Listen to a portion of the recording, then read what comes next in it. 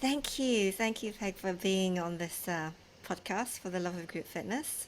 My pleasure. I'm excited to be here. We haven't seen each other. I can't remember the last time we saw each other. Was it Vegas? I think it was, yeah. Bumped Yep. into you on the street in Yes. Vegas, Yeah. as you do. What are the chances? I know. So for the people listening in, you know, just tell us where you are and a little bit about your background. Okay. Well, I'm right now currently I'm in Canada, but I live in Edmonton, which is fairly new for me, Edmonton, Alberta. So I'm in the western side of Canada for those who don't know Canada that well. But when I filmed videos like my which one was it? Body Flow 47, I think. I said Yeah. something about coming from Saskatoon, Saskatchewan, Yes. because that's where I just moved from. And so because people always think that's such a funny name, Saskatoon, Saskatchewan. It's a long, long name. But yeah, just this past summer, I moved from Saskatoon to Edmonton with my daughter because she is going to university here and playing basketball. Cool. So, but I am in Canada. I am in Edmonton. It is winter, although it's been a nice winter. Hmm. And yeah, my background, I guess, in fitness. Well, we go way back. And I was trying to remember like when we would have first met. I think I knew who you were and of you before I met you because of body Mm. flow, body balance videos over the years.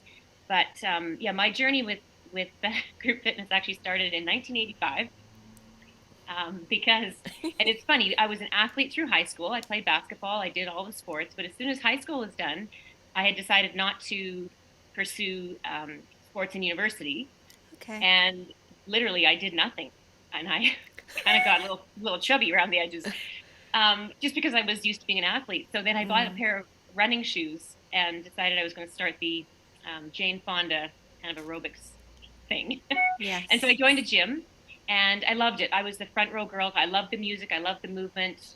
It was everything I wanted to be until they said, "You're really good at this. You should consider teaching." And my first answer was like, "Hell no! I'm not standing up in front of a group of people, and let alone speaking into a microphone." And look at me now. but but yeah, so that was how I started. And I said no at first, and then I think what turned it around for me was they had this aerobathon where it was Okay. in front of hundreds of people, and they Yeah. asked me if I would come onto the stage there and just be with the group of instructors and maybe talk through a song or something. And that seemed so easy because people were so far away and it was such a big group. It was like non Mm. intimidating at all. So I really am grateful for that moment because it started my career in fitness, which has been everything in my life since then. So yeah, I got in with the leg warmers and the skin colored tights and the thongs up your butt and all the crazy outfits. Um, which yeah, I've definitely my costume box is full of a bunch of different outfits through the eras, and it's funny how things do kind of come back around. But yeah, we're coming up on 40 years in group fitness for me. Wow. Wow. Crazy. Did you, so did you naturally, like when you went to the gym to work out, Yeah. did you start with group fitness straight away or were you more a gym kind of person? No, right into like I think in the 80s when I started, women didn't necessarily go to the gym. There wasn't the same, at least I was unaware of it, the Okay. weightlifting kind of thing for women. It Right. really, for me, started with this idea that women could go to the gym, but they went to a studio and they wore leg warmers and it was more like Okay. dance. Mm-hmm. And I'm trying to remember the movie that came out then with Jamie Lee Curtis. I think it was Oh, called te- Perfect 10 or perfect, Perfect. perfect. Something like that. Yeah. Yeah, anyway, Perfect 10. I don't know. Yeah. But, that was my era. In fact, some people didn't even exercise with shoes on. Like it was like leg warmers and you were Yes. on a carpeted surface and it was just dance basically, I guess. So that's really how I started. I didn't enter a weight room, I don't think, to lift weights until I started doing aerobic competitions and Mm-hmm. then needed to do some strength training for that and stuff. So yeah. Mm. So group fitness was my beginning. I'd Was always, your, and I think that's what I love about group fitness. We say it all the time that it's like a team sport. It's what brings people to the gym and keeps them at the gym because it is a group. And I played team sports through high school. I never wanted to be an individual athlete. I right. don't. I think that's the introvert in me, or the line two hermit that I have in human design. I don't like to stand out too much, but Mm. being part of a team. And I think when Les Mills came into my life, that was the other thing that appealed to me. Is at that point in time in my group fitness career, I was also presenting at conferences around the world. I was a Nike athlete in the Canadian team and got to travel a bunch of places and present. but it was always me on stage, and I liked it, and I loved putting together my own choreography and all that stuff.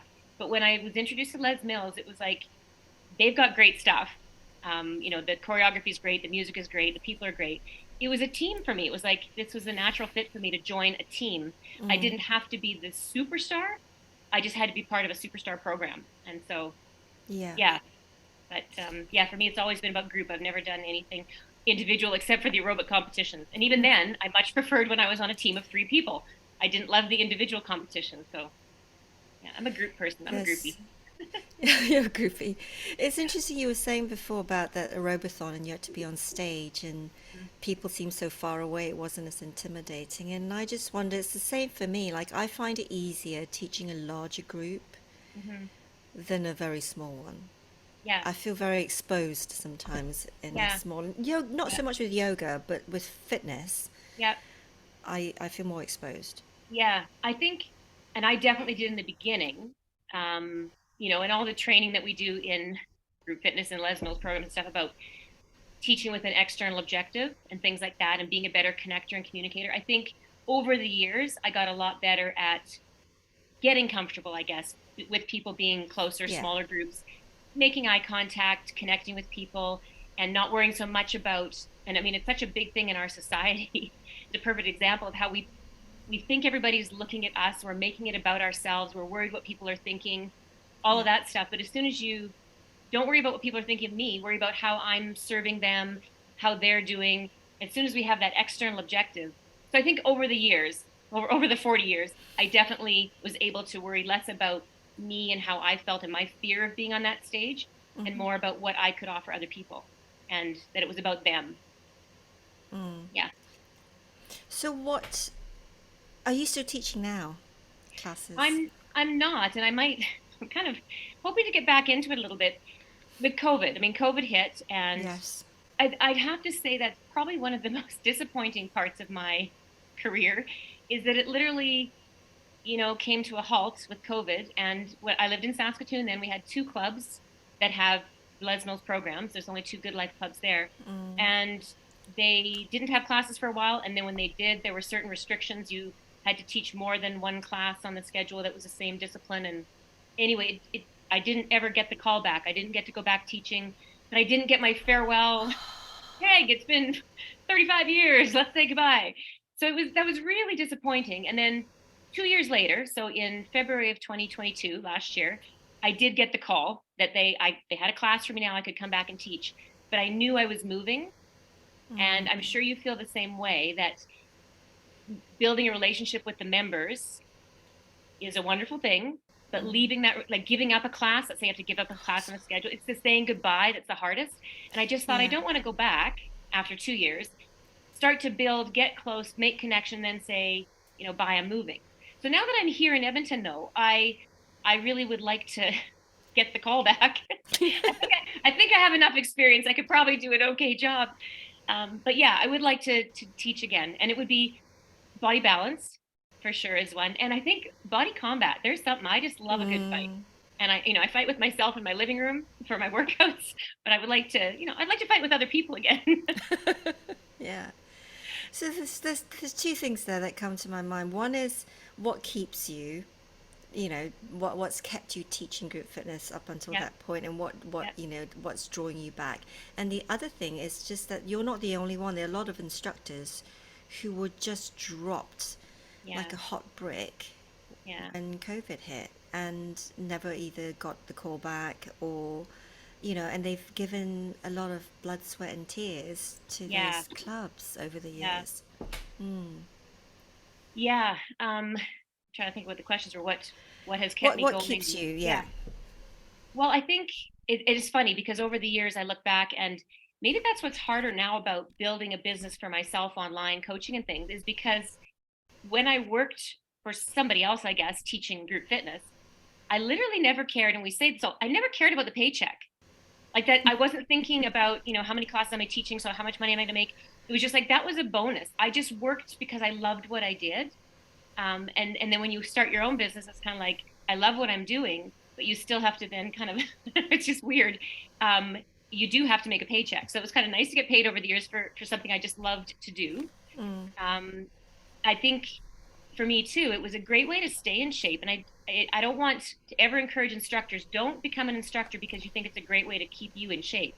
That's not the point of it. Yeah. But for me, it was a great way to keep going to the gym. And like I said, I'm a bit of a hermit, especially as I'm getting older, I think. And I just, and maybe after COVID too, that getting out it's easy for me not to. We can do everything online. I can do my coaching business online. So it's easy for me not to go out.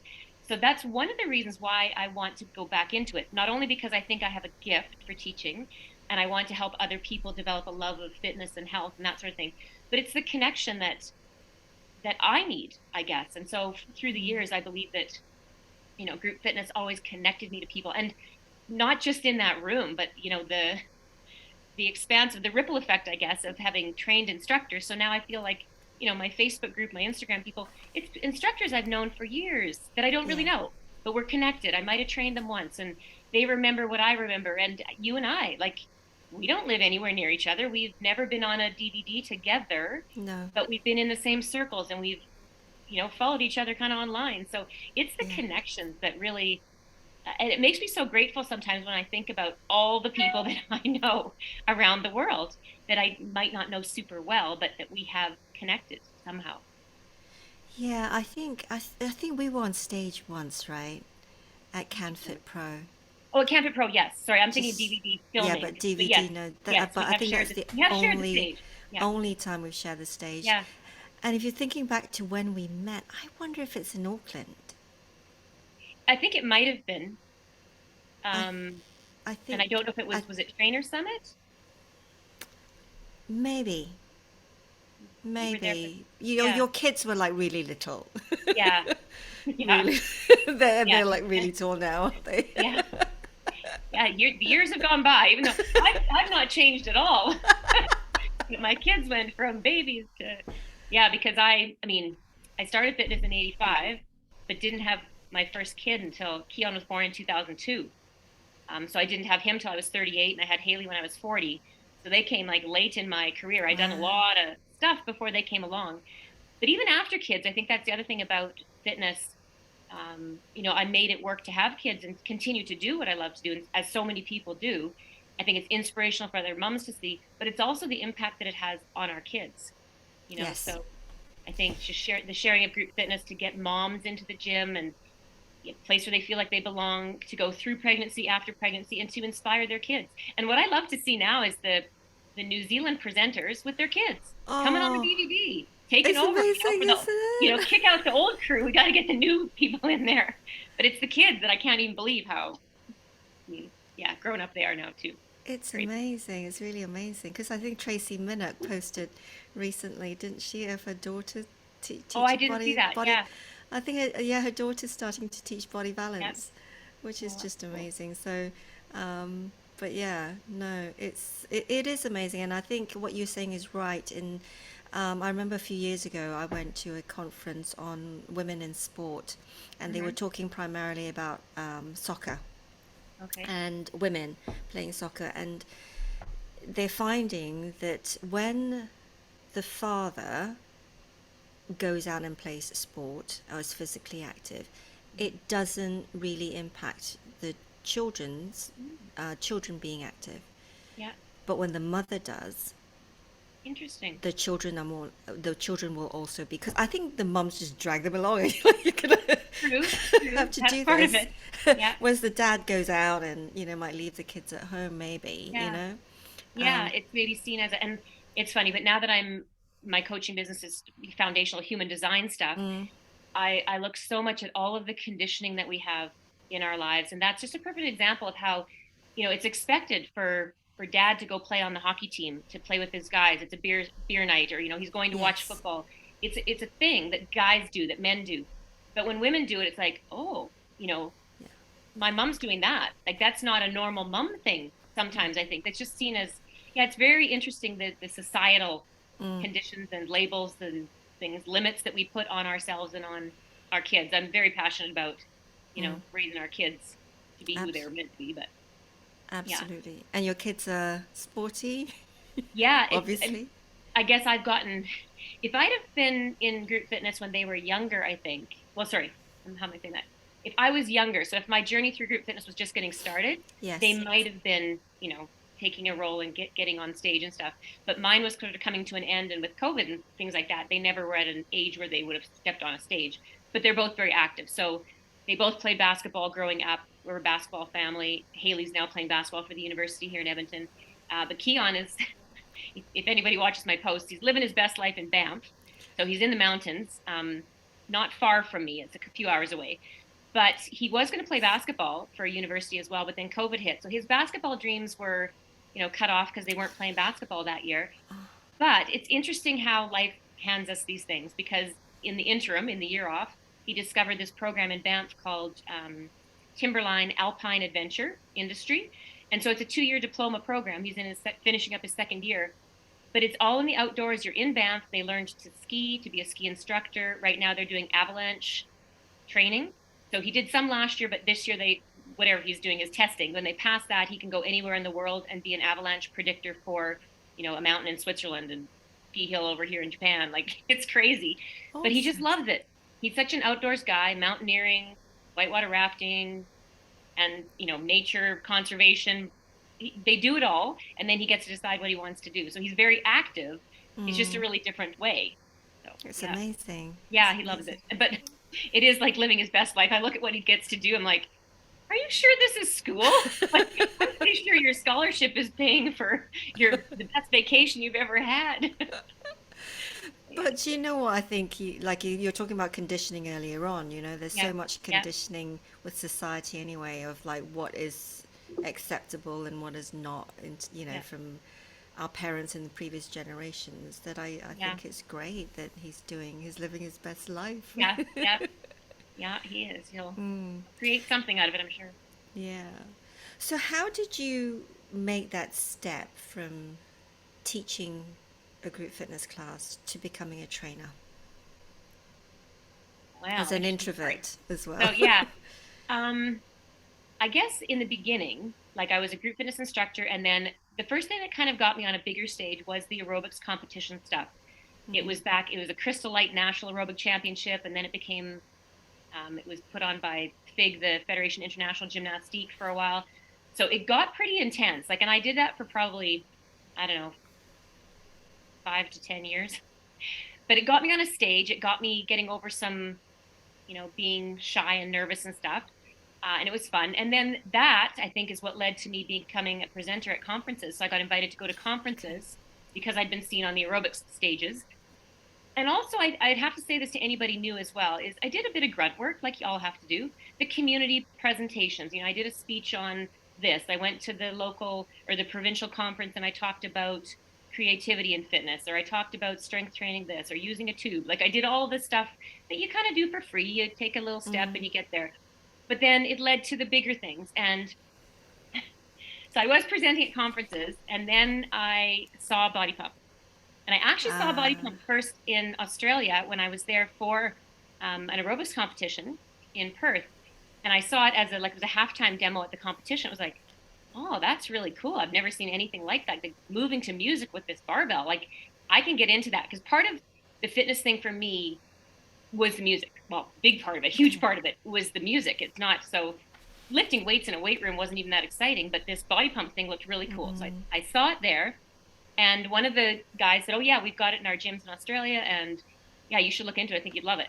And so then there was a conference in, I don't know where it was, LA. It was the IDEA conference that summer. And I went to it and I watched Body Pump and I talked to the people at the trade show booth and all that stuff. And I went to my first training. I booked my first training in Portland, Oregon. Steve Renata and Kathy Spencer were my trainers. And I went and, I just loved it. It was a 3-day full immersion, Yes. introduced to the Buffalo Club, all the good Yeah. stuff. But I really, really, really wanted to be a trainer for it.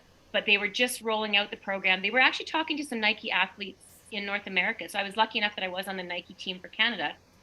So I was sort of being invited to be part of the team. But I said, I actually want to, I want to do Canada. I want to kick off Canada. Nobody else was really interested. But the funny part of this story is that, I'm an introvert, but we went out for dinner with some of the big wigs from Body Training Systems, because that was the company Yes. in North America to start with. They were representing Les Mills, and I got buffaloed with a full glass of red wine.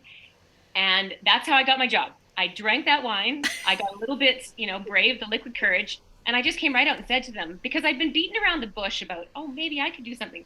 And I said, look, you guys, if you're not planning to do anything in Canada, you've got the rights to North America, pick me, let me do it. And so they said, okay. So I became like the body pump mini agency for Canada. And that's when I first moved from Saskatoon to Toronto to launch it to Canada. And the rest is kind of history. We went to all kinds of different clubs and stuff, training instructors, and Yeah. and then Good Life came on board, and then they took the rights to all of Canada. So that was sort of a stepping stone there. Anyway, there's so many funny stories, but that was literally how I got my first job. Getting buffaloed. Yeah. Well, can you explain? So, some of our listeners who might not be in the Les Mills world, or Right. they might be newer, and Okay. because Yeah. it doesn't really exist in Anymore. its, like, yeah, the older ones, like those of us that are Yeah. older tend to Yeah. still do it. But Yeah. what is the Buffalo Club? Back in the day, hey, we there's a lot of things that we did that are just not acceptable anymore. But the Buffalo Club was what the Maori crew, the New Zealand crew that came over to train us all, introduced us to this drinking game. So it was after training hours. You're out at the bar, you're celebrating your hard day of body pump training, and if you drink with your left hand, an alcoholic beverage in your left hand, and somebody sees you and catches you doing it, they point at you with their elbow and say buffalo. And that just means that you have to drink whatever is left in your glass. If it's full, like my glass of red wine, if it's almost empty, whatever, you just have to finish it. So it was just a fun game that we were always on the lookout for people doing it. It was great to catch somebody. Yeah, so it's just kind of a fun drinking game. So you got in the habit of always. No, sorry, I said Is it left. right hand? Yeah, it's right hand. Sorry. See, I'm so used to drinking with my left hand now because Yeah, I'm I know. I drink with my yeah, left hand still yeah, today. yeah. Yeah, So if yeah. you drink with your right hand, you get buffalo. So you must always hold it in your left hand. So then when you're in the system for a few years, you get good at it. So I used to always hold my drinks in my right hand because I knew that all these instructors were just dying to buffalo me. And then just, you start moving it towards your mouth. At the last minute, you switch hands and have your drink. And yeah, it just took all the fun out of it for them. So yeah, it was great. Yeah, we don't really do that There's stuff so these many, days. no, but so many good memories and good stories from Yeah. DVD filming and traveling and stuff just over the years. Like yeah, lots of good stuff. What's a key standout moment when it comes to group fitness for you? Key stand out moment. I have, I have an interesting one because I was standing out. Was filming Body Pump 59, the notorious outfit they had us in. Oh, And when I went down for filming, I was told that we were going to go for an athletic look, for the yes. outfits. And that was back in the day when we didn't have sponsorship by Reebok or Adidas Yeah, or anybody. It was just they made their own stuff up. yeah. And we got there, and athletic turned into beach volleyball, and beach volleyball turned into Susan Renata. She wore the two piece. I said, no, thank you, ma'am. Mine was a one piece, but it was briefs, like little bikini bottoms, and I had a long top. She had the bikini bottoms and a short top. Yeah. But it was, yeah, we were literally half naked on stage. But that was one of those moments where you have to stop worrying about yourself and just an external objective here. The external objective is, but we had fun with that one. So that one kind of stands out as a really good memory. But I would have to say that, and this is kind of a funny one too, in 2017, Mm-hmm. I was at the airport ready to fly to Toronto for Camp It Pro. And in my head, I'm just kind of doing the math, I guess. I was thinking, oh, 1997 is when I was first starting my body pump career and Les Mills Yes. in Canada and all the stuff I was doing. And now it's 2017, 20 years. And I thought, maybe it's time to stop. Like, when am I going to retire? I don't know. And I sort of put out this post on social media, which you can never trust social media. And I just said, 20 years, maybe it's time to have my last Yes. hurrah. And I don't think I'd even really decided at the time that this was it because it was just a fleeting thought. But when I flew to Toronto, 3 hours later, I landed and my Facebook was blowing up with people saying nice things, which was great. But, we're so sorry to see you go. And this is and it was like, oh, I guess I'm going was my first thought. I guess I've said it out loud. But it was wonderful because that whole experience, that whole Camp It Pro weekend was just magical, not saying goodbye, but sort of, and sharing memories with people. And because they knew I was going to be not doing the CanFit Pro trainer thing anymore. Yeah, it was just, and so my most magical moment was at the end of Body Flow in 2017. I did the meditation, and I'm not going to cry right now, but just the feeling of energy out and energy in, and I took it all with me. It was just the most amazing thing. So I'm kind of glad that I put it out to the universe that I was ready to go because yeah, it was a wonderful moment, and I would have hated to have happened what happened for me at COVID, where my classes at the Yes. gym just dead stop, no hurrah, no goodbye, no anything. Yes. So it was just a wonderful way. It was kind of not necessarily, I didn't plan it that way, but it turned into just one of the most magical weekends of my life. So Nice. I yeah, remember seeing that post. yeah, it was just yeah. Yeah. Yeah. So Oh. universal energy, I guess, was making that happen for me. Well, I mean, that's the thing, isn't it? I think when we put stuff out there, Yeah, the universe conspires to yeah, bring make us it what we need. happen, Yep, yep. bring what we need. So, did you up until that? So you're doing coaching now. Yes, Um, yeah. how did that shift happen? I guess it was kind of during COVID. I mean, I'm not teaching fitness anymore. Mm, Everything shut down. Online, anything became really, popular. And people did ask me, are you going to do an online class? We'd love to do an online thing with you. I just couldn't get on board with it. It just didn't light me up. And in human design, we talk about doing things that light you up, and that didn't light me up. And I just couldn't make myself do it, even though I knew, it might have benefited some people. It might have been good for me. The connection wasn't there on the screen for that type of a. I'd been so used to this interaction that was live, so I just couldn't do it. But I started taking some courses, just personal growth things online. And one of them, I was introduced to human design. And that to me, I thought, you know what? I want to keep coaching people. Years ago too, when I first started my fitness career was when I was finishing university as a teacher. So I taught school for 10 years as my fitness career was, taken off. I taught kids phys ed and stuff like that. So I loved kids, loved fitness. And I was they used to talk at the teacher that does the fitness. They still remember me. Like I ran into somebody at the gym in Saskatoon like 5 years ago, and she's now grown up, but I taught her. And she said, I think you're the lady that was the fitness lady, right? You're the fitness lady. I taught her some phys ed. oh, But I think that what an impact. I'm so glad that it just was so cool to me. But mm, anyway, so I'm an educator. I got my degree in education. I was a teacher. I got to teach fitness. I got to teach instructors. And then I got this idea during COVID. Well, I could continue to teach. I could be a teacher of life skills, mindset, whatever it is. Now I'm kind of, I've meandered my way through where I want to be, but I think, I'm now more parenting than anything. That is so important to me. But the human design thing I realized could be my foundation. Just like fitness was always my foundation to inspire people, because I don't feel like my fitness was just to give people a deltoid muscle and a six pack. I feel like I inspired people to be a better person, to connect with other people, to just all the ways that we do inspire people, and educate them on a bunch of different things. So I felt like now I can take human design, it can be my foundation in place of my fitness foundation, and I can continue to educate and inspire and help people to grow mind, body, and spirit online. So that's kind of how it evolved for me, I guess. amazing. Because I don't know, I sometimes wonder, with what we do, we kind of go from teaching classes, and then those of us that step into the trainer kind of role, Mm-hmm. is whether we actually think ahead enough for when we exit Right. the fitness world.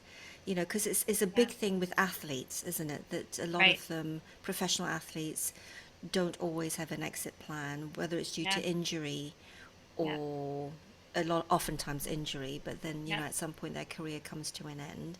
It's like Right. what's next? And I think Yeah. whether we think we can go on forever Yeah.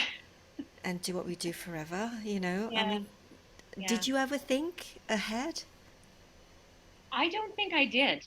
No. Mm, And I guess maybe that would be advice for the younger generation getting into fitness. Like I think I've always needed to encourage people who complain, or that they're not getting paid enough money, or they try to teach millions of classes. It doesn't usually happen in the smaller cities like Saskatoon, but like in Toronto, millions of classes to make enough money to make it their career. as a fitness instructor, um, because they don't want it to be a hobby. They want it to be their career, but there has to be something else. And I mean, that's why people get into being a personal trainer or being a group fitness manager, something that pays a salary, or um, they start, they apply to be a trainer for Les Mills or something, and then they get that kind of weekend extra money. But there has to be something more than just teaching fitness, I think. So people have to have many jobs. So I think, even though I didn't think of it, I guess because I had the trainer role and I had the instructor thing, but I didn't think until maybe COVID hit. Like, it was kind of like, whoa, hey, just a minute here. Mm. I wonder what I will do when I can't teach fitness anymore. And, I'd stepped away from doing the training thing. Not that there was a lot of training weekends anymore that I was doing, but yeah, I think it's a good thing for people to maybe think about having a few, they say that the wealthiest people in the world have many things, multiple streams of income. That's the word I'm looking for. So I think, yeah, with the younger generation in fitness, like, it probably is a good idea, even though I didn't really do it, to think ahead. How could I use the skills I have now to create something on my own? How could I use the skills I have now? Because there's so many skills that you do learn as a trainer, instructor, presenter, all of those things. Yeah, that can serve you well, but sometimes you just have to. And I mean, with online now, people can almost do anything they want. You can Yeah. sell yourself, sell your brain, sell your words, sell your ideas. Like, it's just, we can. Not always easy, but it's more possible than ever before, I think, to create things for ourselves based on the skills that we bring. You mentioned when COVID hit and you started to take some online courses and things Yeah. like that, and you mentioned personal development. For our listeners, what can you explain what personal development means for you, and how did you get into it? Well, I think I've always been into it. Like, I'm not somebody who reads um, fiction. I read nonfiction. I've always read leadership and coaching Okay. and business before I was even really in business. I liked yeah, there's just the model of learning and feel the fear and do it anyway. Those kinds of books. I've just always been a reader. In fact, when we moved from Saskatoon here, it was very hard for me, but I got rid of so many of my books because we live on the 14th floor now of a downtown condo, which is great. I have great views. It's wonderful, but it's like an itty bitty space. It's my bedroom, my daughter's bedroom, and then our living area. We have a small storage locker in the basement, but a lot of stuff had to go. And if this helps anybody else with getting rid of stuff, we asked ourselves, would somebody else enjoy it more? And I think that's such a good question to ask in many aspects of our life. Would somebody else get more enjoyment out of this? And there's some books I kept because I need to reread them. They are a staple on my bookshelf. But there's a lot of books that I love them. They had great info, but would somebody else benefit from them as opposed to them sitting on my shelf? And I just thought this now too, that whole idea of feel the fear and do it anyway. Like, if you're holding on to an idea, anybody who's listening to this, does somebody else need to hear your idea? Would somebody else benefit from it more than keeping it inside your head? You need to release it. The talent, the skill you have, the idea, because so often we let ourselves be held back by that fear. But ask yourself, how could it benefit somebody else? So anyway, as far as personal growth goes, I guess I've just always been a bit of a junkie for that. Even when I used to present in the 90s at conferences, I did sessions sometimes on creativity, how you can use creativity in fitness. I did a session on the healing power of laughter. I did a session on the power of your dream, I called it, but not meaning dream, but just the power, I guess, of pursuing your dreams.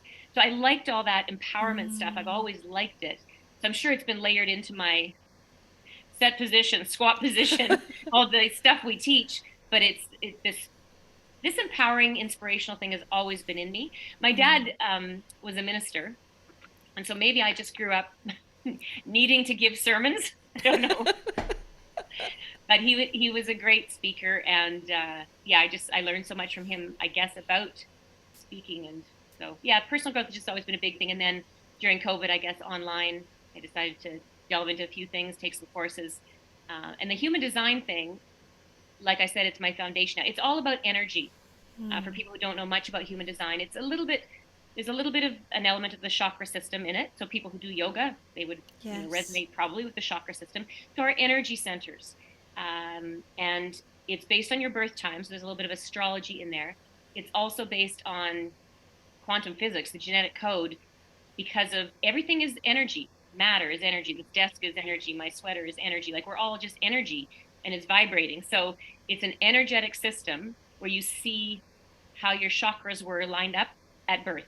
You know, what chakras were kind of defined as a real um, something you will always emit, and others that are not defined, which means you're more flowing in the energy there. It deals with emotions, with um, intuition, sacral energy, so many things. But I just really feel like it's such a great foundation. And I always tell people too, it doesn't really even matter to me if they believe in human design. Mm. It's just that it's the foundation that can lead to so many other topics of conversation and things about your relationships. And yeah, it just gives it a foundation. Just like I said with fitness, it's not always about the squat. It's not always about the body pump class. It's about what it leads to Yeah. in life. Yeah. Yeah, because I think as group fitness instructors, we're not just getting someone fitter, No. or we're not just changing their body shape, we're actually impacting their entire life, Yeah. Yeah. based on how, the change that they experience from fitness Right. Right. has a massive knock-on effect. Yeah. Yeah. We used Yeah, to always say that yeah, that ripple I effect of how if you make people in your class feel better, they are a better person when they go home to their family. You know, absolutely. like that ripple effect of how just cleaning up their energy. And I guess I'm still dealing with energy with human design, but in fitness, we clean up their energy. We give them better energy. It's more positive energy. And then they send them off into the world to exude that energy. Yeah, So, yeah. definitely. Yeah, I did some work with a copywriting coach. Ooh, Um, Maybe the first year of lockdown, yeah. first year of COVID, and she has subsequently trained in human design. Ah, And it's interesting because she applies it to marketing. what's her name? She's British. She's called Veronica Oh, Pullen. okay. I thought maybe But it's Phoebe. There's a girl I know named Phoebe. I don't know how you pronounce her last name, Phoebe Kuhn, I think. But she was in ballet for a while. That's I thought, well, okay, maybe they're in ballet. But she does human design and she's a lot about content creation, copywriting stuff, marketing. So, yeah, but but it this woman uses marketing, human yeah. design. So her background is marketing and Yeah. copywriting, and it really kind of made sense. Once you kind of look, and I've said this to you before. I have very rough. I know what I am from a human design Right. Yeah. perspective, but it makes sense to find that's how some people can sit down and generate lots of content, like, Yeah. for the month, and others just go like, oh my God, like they really struggle, Yeah. because they need something to spark them off, Yeah. to, Yeah. produce their stuff. Yeah. You kind of like don't beat yourself up as much because, Exactly. Yeah. I think, and that's what I love about human design is it's not, it's not a prescription. When I do a human design reading, excuse me, for somebody, I tell them I'm not prescribing to you, this is who you are, this is what I see, this is what you should do. There's never a should in there. It's sort of giving them permission to see, this is what I see, this is who you are. And it allows them to feel good about who they are and not beat themselves up for not being somebody else. Because yes. so often we hold ourselves to a standard of, well, everybody else does it that way. I should be able to do it that way. But not if your energy is not designed that way. You're Mm, unique. mm, I just did a post the other day, but my son is studying avalanche training, but they're studying snowflakes, like snow patterns. And he did yes. this zoomed in thing of snowflakes. And that's what we often say about human design. Like every individual is as unique as a snowflake or a fingerprint. But so often we try to homogenize and standardize and be like everybody else. If they're doing it that way, I should be able to do it that way. I guess it goes into body types and fitness and everybody, you should always do body pump. Well, if it doesn't light you up or you don't have that kind of energy for it or whatever, do something else. Like there needs to Mm, be, yeah, we're all very unique. And I think that's what's great about Les Mills is it does have so many programs that you can find the one that feels like you mm, as opposed to fitting yourself into a box. And I mm, think human design helps us get out of a box mm, and see, who we were born to be. And sometimes that's a really nice permission slip, like, oh, now I get it. I feel yeah. better about myself. Yeah. Yeah. Yeah, definitely. At the time of this interview right now, Mhm. what are you focusing on for yourself or working on? Well, it's so interesting. The backside of having a coaching business. Like I love the coaching. I'm working on my signature program is parenting by design. So it's for moms, parents who want to learn more about their kids' energy types and how to parent them. Mm-hmm. And so I love the content. I can't wait to present it again and all that stuff. But it's the behind the scenes stuff that I probably just need to figure out how I can hire somebody to do it because it doesn't light me up. I do like the design. Like there's something about it that lights me up, but it's all the technical learning how to do the website. So I'm reworking my website, figuring out the landing pages and all the Mm, technical stuff so that I can get in front of all the people I just want to get in front of and teach them about parenting their kids. So mm. that's my biggest pet project right now is that. Um, yeah, but it's funny the technical stuff. I know I need to get over myself because that was the exact same reason I didn't start my podcast for 2 years because I thought, oh, I don't know how to use the microphone. Oh, I don't know how to do GarageBand. I don't know how to do, I just was afraid of it all. And then I kicked myself in the butt and said, let's just do it. So I did it once. And then the second episode, and then the third, it's like, oh, heck, this is not even hard. Anybody can do this. But it's funny how we just set up these roadblocks for ourselves that sometimes get in the way of what our passion is. My passion was I wanted to speak to people. I wanted to have a podcast where I could do it in my pajamas if I wanted to, but I could, as my dad would do, I could give my sermons. And interesting about that too, I've often thought, I wish my dad had a podcast. And he's Ah, gone now. He passed away from cancer a few years ago, but yes, I remember. great man. So many messages. And I mean, I hold so many of them in my head and my heart, but I wish he had a podcast that I could go back and revisit his voice and his wisdom and all that stuff. And it made me think once in a while, like, I wonder if my kids would like me to have a podcast. And they go back and listen to mom. It's the things that we leave in the world sometimes. And Yeah. a podcast is an easy way for us to leave another piece of ourselves in the world. So, Mm, if anyone out there is thinking they want to do a podcast and they're not because they're afraid, I mean, look at Nancy and I. We can do it. If we can do it, anybody can do it. Get your absolutely. message out there. People, there's somebody out there who needs to hear from you. So, I actually think yeah. it's easier than writing a book. Oh, totally. I agree. I agree. Once Because you get, because you can do sound bites, right? You can do yeah, short ones, yeah, etc., or interviews like this, and yeah, or chats, and yeah, but to put a book together, it's yeah. like I It's a need lot to more involved. a lot. Yeah, Yeah, I was I'm doing some cover at the moment, so like it's been a long time. So for many years I just teach body balance. So since I gave up Les Mills Tone, I was yeah. just doing body balance and yoga, Uh-huh. and last summer, I started to participate in body pump class, and the instructor has said, she's going to look for maternity cover when she had her baby, and I was like, oh, I can't really say no. I'm here anyway, right? But I Yeah, not taught pump for a long time, for yeah, like 9 years, and it was also followed by a conditioning class, a freestyle conditioning class, which I haven't taught for like yeah. ever. Yeah. But it's mainly older, about like a third to half of them are much older because it's a daytime class.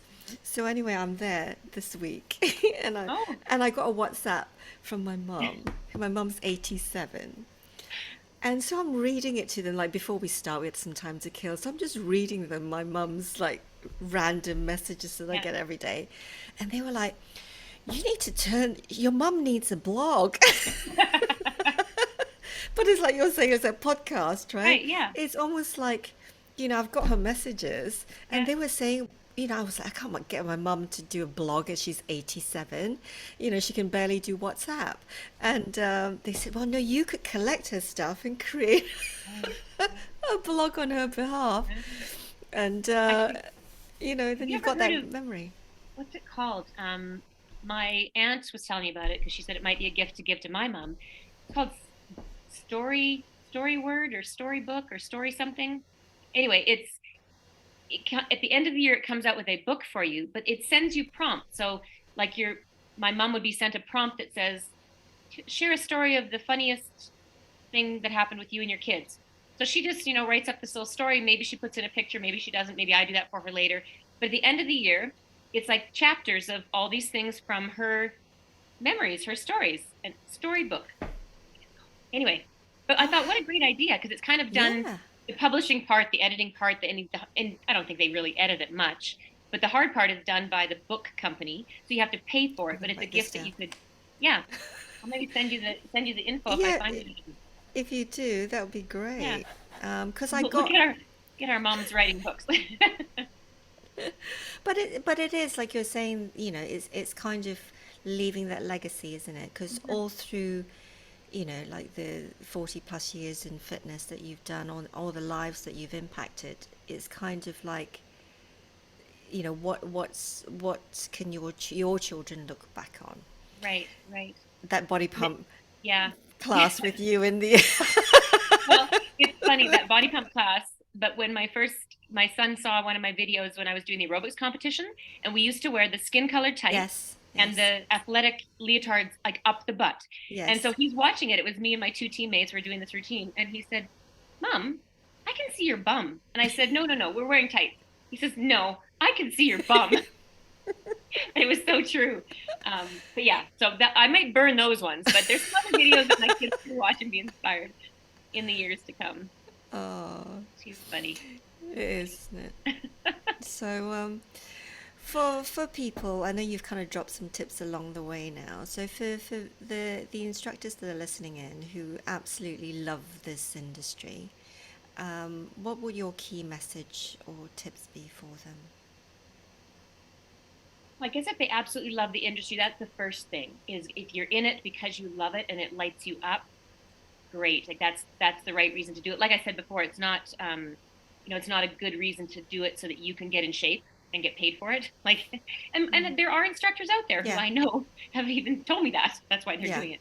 But if you're in it for the right reasons and it lights you up, look for what area. There's so many options nowadays for pursuing the strength training or the personal training. But if you're into the group fitness, which program lights you up the most, and pursue it. But like we talked about, maybe having a little something else, how you could use those skills outside of the gym to, as a not as a backup plan, but yeah, you're developing these skills. How else could they enhance your lifestyle, for the future? And we have to talk about money sometimes. You need to make money to make a living, and if you need to make money so you can keep continuing to pursue this joy and love of fitness, then yeah, have something else going on. But I guess also because I'm a little bit removed from it now, I haven't felt the impact as much of what COVID has done. You know how there are instructors who've just been like, I mean, I guess I kind of was, but I feel bad for the ones that were starting their journey and got cut off, because I had a long journey, and so I missed my final farewell party maybe in that, when COVID hit. But at least I was on the way out, so I didn't feel like it just all. So I think things are changing, and you may have to pivot, the favorite word of 2020, but you may have to pivot into online stuff. And like I said, that wasn't for me. So if it doesn't light you up, don't make that pivot. Find some other way to get around it if there's an obstacle. But if it really lights you up, do it. Do it for the love of doing it, even if the finances aren't there, because find other ways to get the finances in order. But yeah, I think, and be grateful too for what you have. Like gratitude is always such a beautiful thing for creating more of it in your life. But I was thinking about my journey of through like how I got to be a presenter, because people asked us all the time. I'm sure you got Yes. that. How do I become a trainer? How do I become a presenter? And truly, you have to do those little things for free, and you have to speak at your local community, and you have to volunteer to do this, and you have to show up to that, and you just those little steps. But along the way, be grateful that you can, that there is a local community center that's having a fitness day, that you can offer to team teach with the best instructor in your club. Be grateful what you have along the way, because that's what will bring more of it to you. So if you really have aspirations for being a trainer, a presenter, um, yeah. But, and I'll say this too, I also think don't put all your eggs in that basket, because I think there were a number of people through the years who would ask me, how can I become a trainer? And if we'd sat down for a longer conversation, we might have even got to the root of it, that they don't even want to be a trainer. They just want the title. Yes. If do you know what I mean? Like, Yes. so it's actually thinking, do I really want that? Do I want everything? It's like people who want to be famous. Do Yes. you? Like, do you? Like, think about what comes along with that. And if you do, great. But if you want to be a trainer, like we got some shit stories about being a trainer. The travel, it's not always so fun. This hotel was crap. They lost my luggage. I taught with no shoes. Um, it was a no-show for half the class that was supposed to be there. Like all the things, it was wonderful, but there's also some stuff that goes along with it. So I think sometimes people have the stars in their head and just need to really decide, is it what I want? Yeah. Because it is it can be a tough Yeah, life, yeah, right? Being a trainer, yeah, especially, I mean, it's maybe slightly different these days because now things are being delivered online as well yeah, as yeah, in person. But I just think when we were doing, you grafted, you didn't get home till gone midnight. yeah, Relationships didn't last. It was yeah, hard. yeah, You yeah, know, yeah. yeah, And I still remember some of the crazy things that I would needed to do, like fly into New York City, rent a car, drive on the Garden State Parkway to some place to do a quarterly event, then drive to another hotel further away to do a next one. Like the stuff I did, it still scares me to think I did it. My mom was terrified. You're doing what? But so yeah, it wasn't all glamour like they pick you up at the airport and somebody carries your luggage. um, no, it doesn't always happen.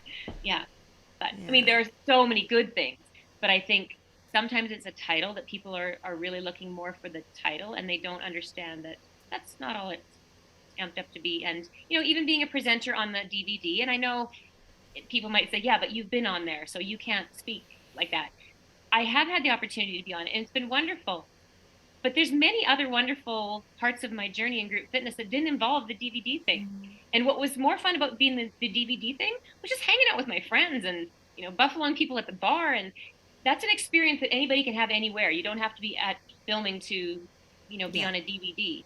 So I think sometimes it's put on a pedestal, and as wonderful it is as an experience, don't waste what you're doing right now in your instructor career, trainer career, thinking, oh, but I'm not there yet. Oh, but I'll never be on a DVD. Oh, but because you're missing out on all the good stuff that's On happening life. right here, right now in your life, in your classes, in, Josie who comes to your pump class and just loves you to death. You've changed your whole life. Like, focus on that and not so much about standing on the big stage.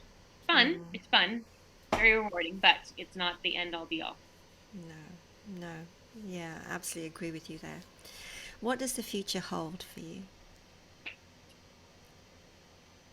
Retirement, old age pension. No, no, I refuse to get old, even though I have a very special birthday coming up this year, Oh, the sexy one. mm, um, I don't know. I online coaching. Obviously, I think I would love to continue doing that because I think I still, even if I'm not, up to teaching body pump 59 in my knickers again, I am definitely.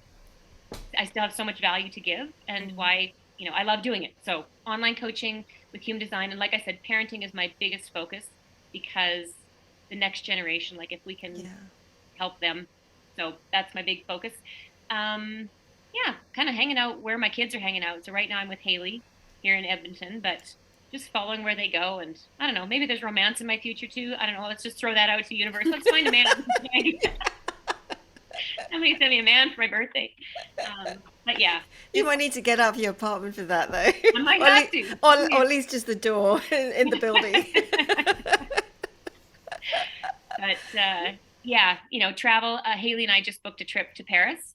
Oh, In nice. at the end, well, the beginning of May, I guess. Paris and Barcelona. So if anyone has tips, Nice, they can let me nice. know. But yeah, and things like that. I want to live life. I'm not one for. I'm not going to save all the money that I have or that I made from selling my house and moving here. Like I'm gonna live. So there'll be a little bit of travel. Keep doing what I love to do, coaching wise, and yeah, people can find me on Instagram if they want to see what I'm up to. That's, I mean, Facebook too, hang out there. But I think Instagram seems to be the hub where you put the link in your bio. People can check the link in the bio and Yes. find you from there. So stay Yeah. tuned for my new website because my old one's not as good. But I haven't flipped the switch yet on the new one. So yes, for the listeners, the all Peg's links will be in the description. Okay. So to sum up, Peg, what's one word that, if you think of group fitness, what one word represents group fitness for you?